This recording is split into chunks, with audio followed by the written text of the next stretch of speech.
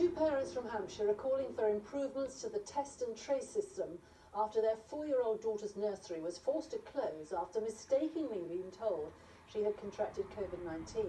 More than a dozen children were sent home to isolate while the premises were deep cleaned.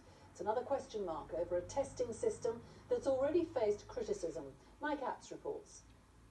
I got a call while driving to nursery, and the test and trace people told me that we had a positive test for Leah. A week after they'd taken COVID-19 tests as a family, having volunteered to as part of a study, Pete received the news that his 4-year-old daughter Leah had the virus.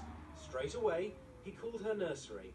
My heart literally sank when I got the phone call. I got straight on to making sure I've notified all the authorities, my staff straight away, and the 14 other children that were in contact with Leah. We cleaned the place from top to bottom. We used a fogging machine to fumigate everywhere as well. That was just off the back of thinking that there was COVID within the building, when in actual fact, of course, there wasn't.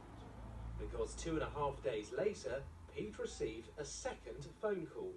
I got a phone call apologising and telling me that it was actually a null test, a mistake in the lab. The information that the people had on the phone about our situation was minimal. I gave the nursery's details, and yet they've never been contacted officially. Our GP is supposed to be notified. They've never been notified of the positive or of the null. The Department of Health and Social Care says that it now has a daily capacity for more than 500,000 tests, and it says that the vast majority of people going through the system do not experience any problems. All the stress and all the worry that all the other parents had gone through was unnecessary because of one small error that was made. I had parents who weren't working for 2 days, so they're not going to get paid for those 2 days. It has to be correct and it has to work. Leah's happy to be allowed back to see her friends, but her parents and her nursery have been left with doubts about the system that had her sent home. Mike Apps, BBC South Today, Medstead. As the first